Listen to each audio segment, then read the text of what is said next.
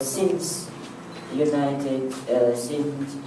Rights Restoration or United Nations creation, it is possible to find Jews are free, Jews don't have problem in Germany. I did not quite catch the question. Yeah. Since the United Nations were created. Was created. Was created. It is possible to find Jews are free in all the countries. If Jews can be free. In a way, the question is: are Jews free in Germany now? Yeah, in Germany now, around the world. Yes. Jews, of course, today are just like any other nation. They can. The State of Israel was created only after the Second World War. In 1948, the State of Israel was created as a place for every Jew in the world. And Jews, the remains of European Jewry, fled into Israel. And it wasn't easy because Israel then was controlled by the British, and they did not allow the Jews to immigrate to Israel freely, and it was done illegally. Anyway, in 1948,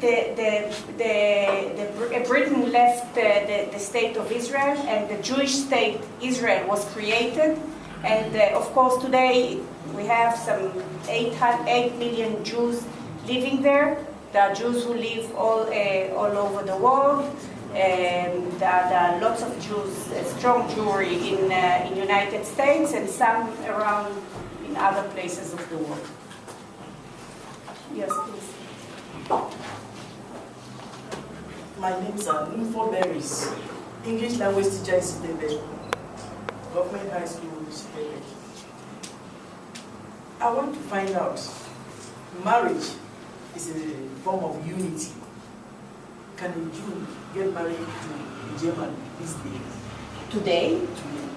Today, Germany is very democratic, very free, has very high standards of anyone does according to his own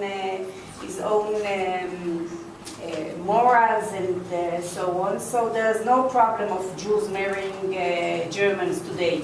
At those times, in the past, of course, it was forbidden, and Germans who were married to Jews were subjected to the same fate as their spouses, which means that they could be deported into these horrific places, as the death camp and the ghettos, the confined areas for the Jews only.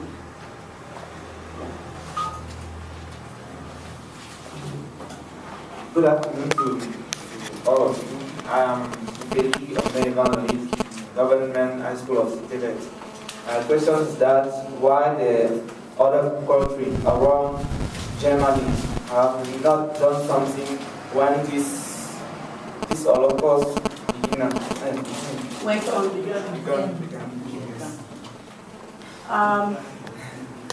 Well, it's not easy to answer it. I guess anti-Semitism and hatred towards Jews were common all around the world.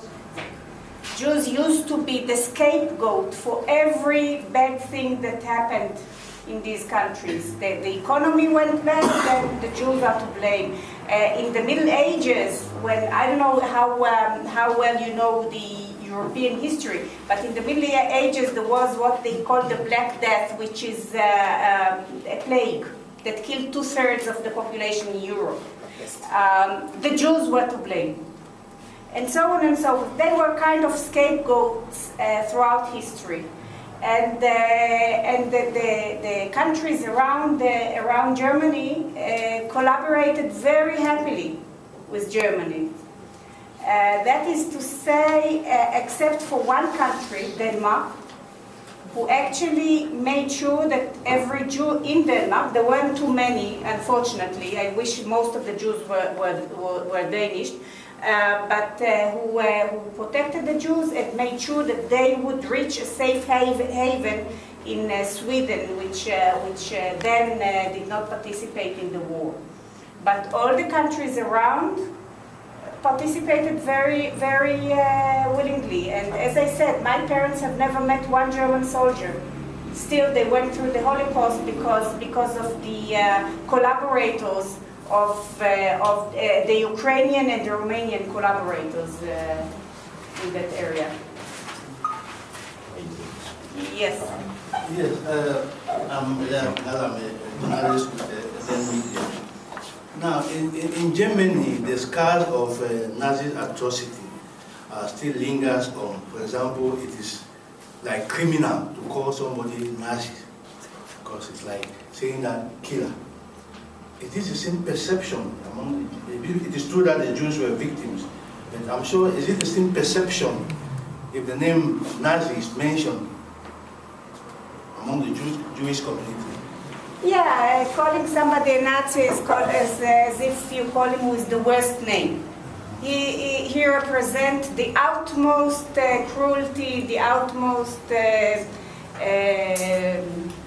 wickedness, and so on. This is today's Nazi meaning. Of course, it was different there. It was a very legal party. Yes, in the end. My name is Sala. I'm a student researcher, an affiliate center with the University of Delaware. What I want to know, madam, is that the Jew people have suffered so much on this since the Nazi period. Now I don't understand why a people that suffer so much can inflict what they are doing to Palestinian people now in the present time. Notably, why Israel does not want or does not accept the creation of a Palestinian state. Okay. That's my question. What you're saying actually is that what the Germans did to Jews, killing masses of them, putting them into kind of death industry, is more or less what Israel is doing today to the Palestinians? No. No? Thank you. So this is first thing. The second thing, yes, today we control about 2/3 of the Palestinian people. 1/3 is completely autonomous in Gaza. We have left Gaza, we have no territorial command of Gaza. What happens there? Are they better off?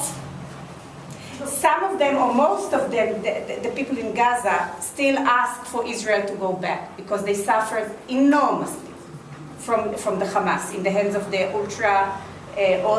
ultra-religious party of Hamas. But let's leave that aside.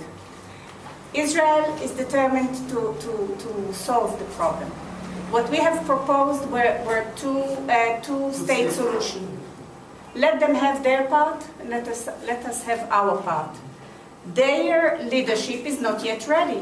We were that close to it in the past, and Yasser Arafat said no. We were that close to it afterwards in around the end of the 90s, and Abbas said no. They should have a leadership that is, how shall I say it, brave enough to lead their people in the right direction towards independence. This is nothing to do. Okay, you can start claiming this part and that kilometer and this kilometer, but let's sit down and talk. This is something that they would refuse. We are all for it, and they had numerous occasions to make use of it and reach their independence. They have not done it. Yes.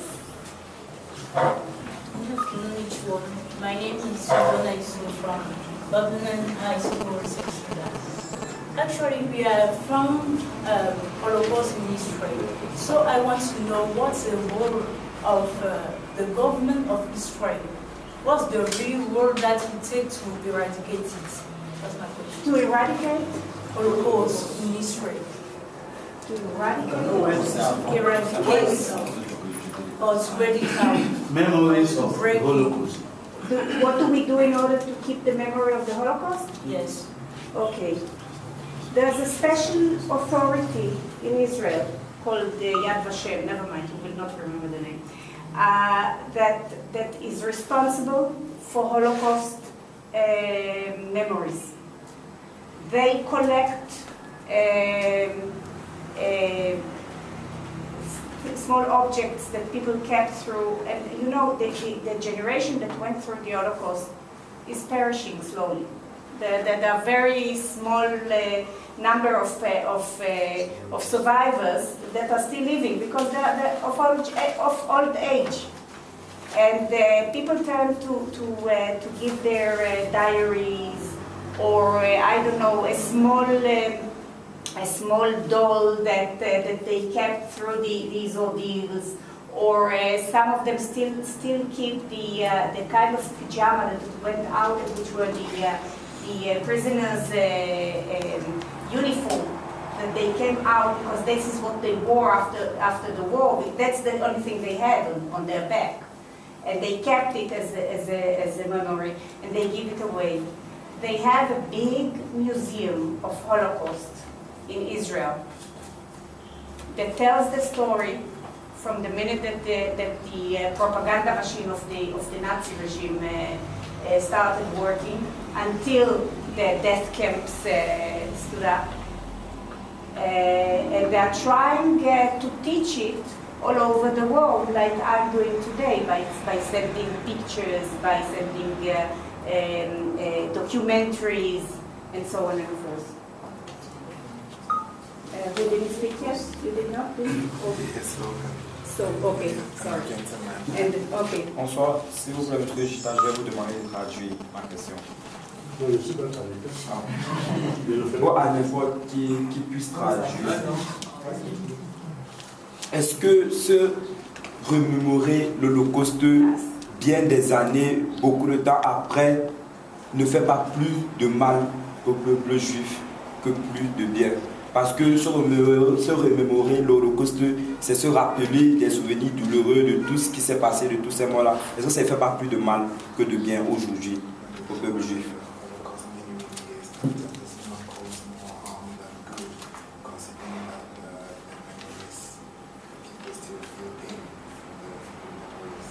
Yeah.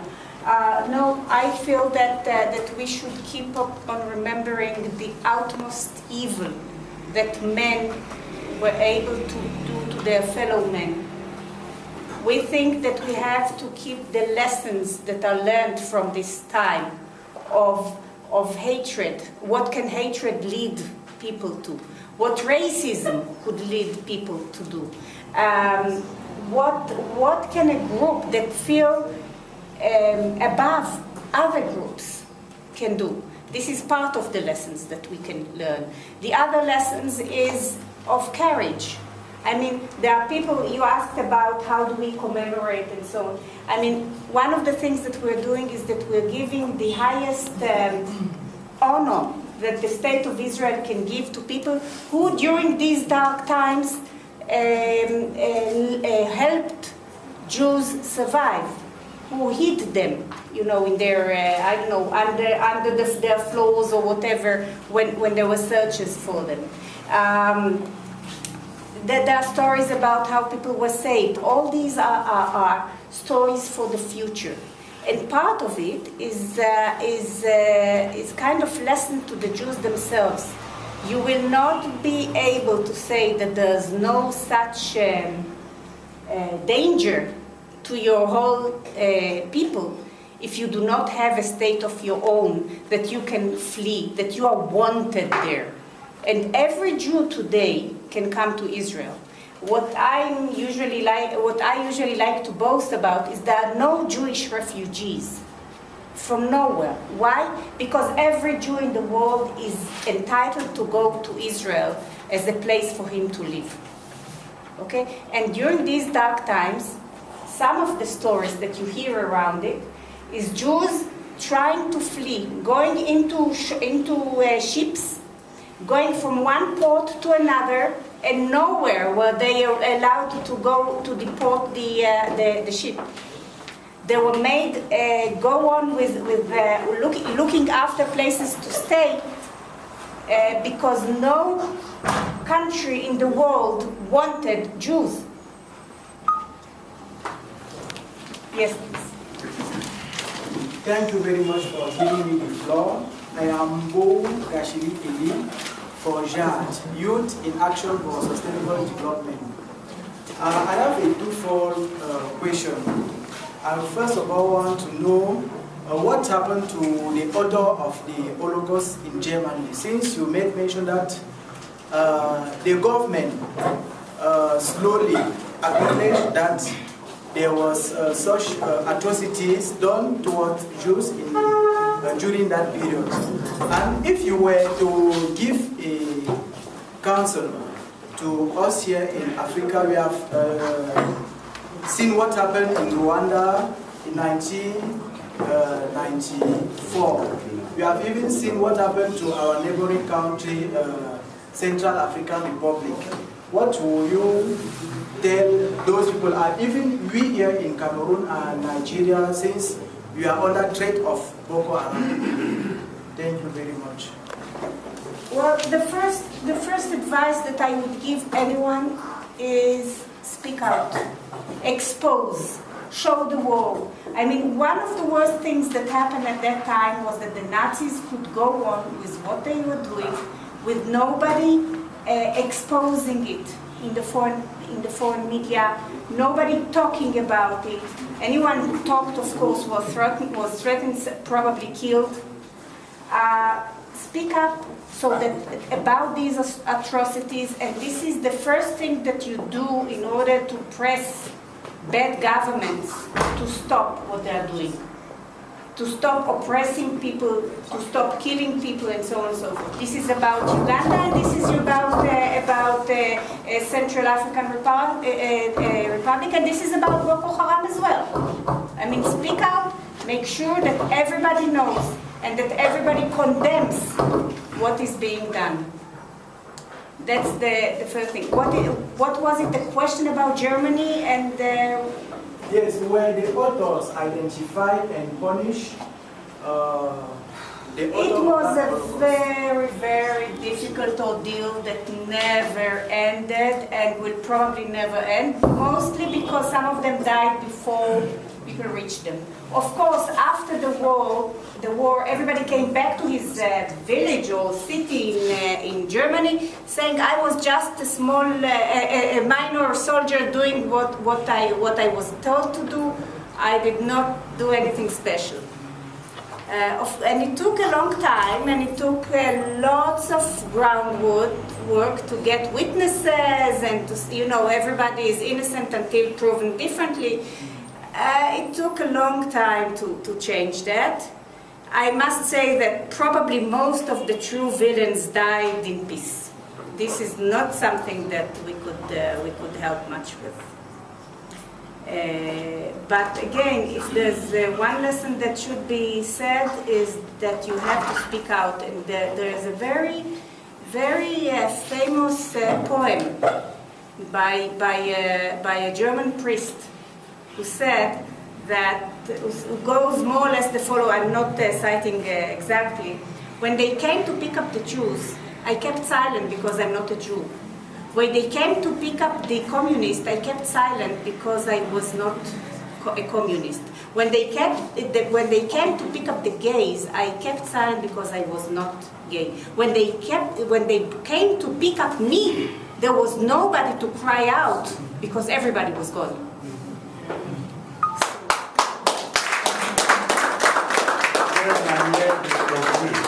Thank you very much. Thank you very much. Thank you very much for having me. It's a great honor for us to have you among us today. And I think everybody has been enriched and enlightened by a wonderful exposure. Okay. Une fois de plus, Madame Orli GIL, c'est le ministre. Non, please. Elle est ministre plénipotentiaire et chargée d'affaires à l'ambassade d'Israël ici au Cameroun. Elle nous a fait l'honneur de sa présence. Je pense qu'elle a fait ça si parablement. Nous sommes tous contents de sa contribution. Et le but de cette causerie éducative, c'est quand on rentre, on dit jamais plus ça. Never again should it happen. Take the message, speak it out, as I just said. Parlez-en. Créez des petits comités, des clubs dans vos écoles. Et si vous avez besoin de nos appuyeurs pour soutenir, pour qu'on puisse sensibiliser le public, qu'on puisse sensibiliser les étudiants à l'école, pour qu'on sache que prêcher le serment contre l'inégalité, prêcher le racisme, prêcher les principes discriminatoires n'est pas bien pour l'être humain. Il faut qu'on évite une certaine propagande et qu'on évite certains sites sur les réseaux sociaux. Qu'on ne voit pas les sites qui sont bizarres, où on voit comment on égorge les hommes, ce n'est pas bien. Et qu'on évite l'extrême violence. That is why we are here today. That what happened should not happen again.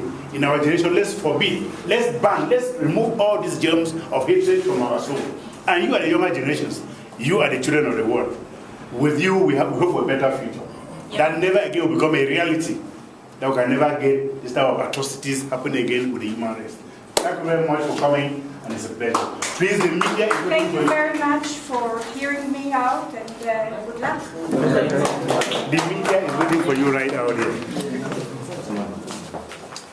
You just stand here for somewhere on media.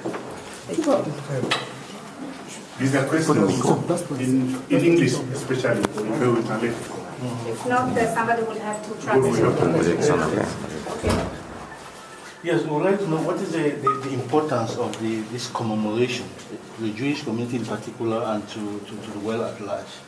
I would like to say that most of the things that we are talking about here should be a lesson for the future for all mankind. Mm-hmm. We're talking about lessons, about what bad consequences could be to racist behavior, about how important it is for people to cry out and to shout out against all atrocities and against all inhuman actions. This is the most important thing that we have to commemorate from the Holocaust. We should never be indifferent. We should never keep silent in front of evil. Mm-hmm. Une question en français? C'est pas français? Oui. Au regard de ce qui se passe actuellement dans le monde, est-ce que vous pensez vraiment que la commémoration de la journée internationale de l'Holocauste a un impact au niveau social? All that is happening in the world today, do we think that Holocaust Remembrance has an impact in the world today? Does it have an impact? That's the question? Yes. Mm-hmm. I think it is, because for this was, as I said, the utmost atrocity, and it showed everybody how careful that they should be of treating people in a humane way. I'm not saying that there were no atrocities done since the Holocaust, but this is something that showed how far evil could get if it's not stopped on time. If nations do not cry out, if actions are not being taken on time, and this is the reason why the United Nations was formed and the Security Council was formed, in order to stop these kind of atrocities before they take into full speed. Thank you very much, our friends of the media. They want a picture? No. Okay.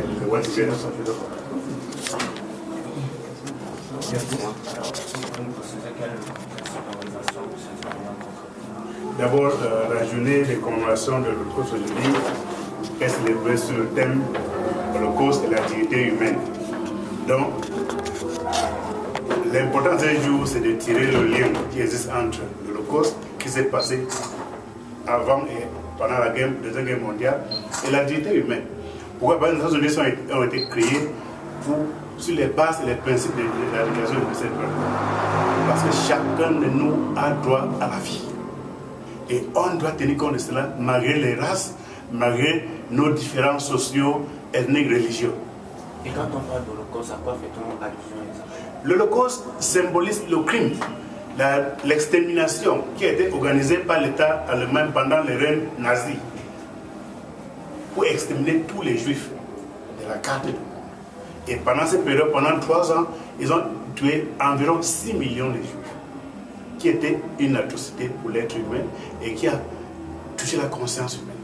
Et le but de cette commémoration, c'est pour qu'ensemble nous puissions dire jamais plus ça. Qu'on ne voit plus ça sur la terre, qu'on ne voit plus cette extrême violence de long contre long dans le monde. Et pourquoi avoir choisi les élèves? Les élèves, pourquoi? Parce que c'est cette marge-là, c'est ce segment de la population qui est encore flexible, qui est encore jeune, qui porte l'espoir. Et si on peut s'aimer, si la guerre est créée dans la conscience, c'est dans la conscience qu'on peut s'aimer la paix. On se dit, si on forme les élèves qui sont encore jeunes, ils vont transférer ça à des générations à venir et on aura un monde plus paisible, plus meilleur. Et deuxièmement, nous savons que c'est les jeunes qui sont exposés à la nouvelle technologie de l'information. Nous voyons sur WhatsApp, nous voyons sur Facebook, nous voyons sur les réseaux sociaux ce que les groupes comme les djihadistes, les États islamiques diffusent comme information, qui produisent la conversation. Et on veut dire aux jeunes, c'est non, ne regardez pas ce genre de choses, ne prêtez pas attention à ce genre de discours qui sont les propagandes qui ne sont pas bien pour l'être humain. Donc on évite, on les forme pour qu'ils sachent comment filtrer l'information qu'il faut consommer pour que le monde soit meilleur. Et au sortir de cet échange, est-ce que vous avez le sentiment que le message a été transmis? Je pense que nous tous sommes d'accord, vu l'enthousiasme des gens dans la salle, vu comment ils ont reçu les questions qu'ils ont posées, je pense que c'était pertinent et c'était droit au thème de la journée. Donc on se dit de notre côté satisfait d'avoir passé le message et que cela a été bien reçu. Merci.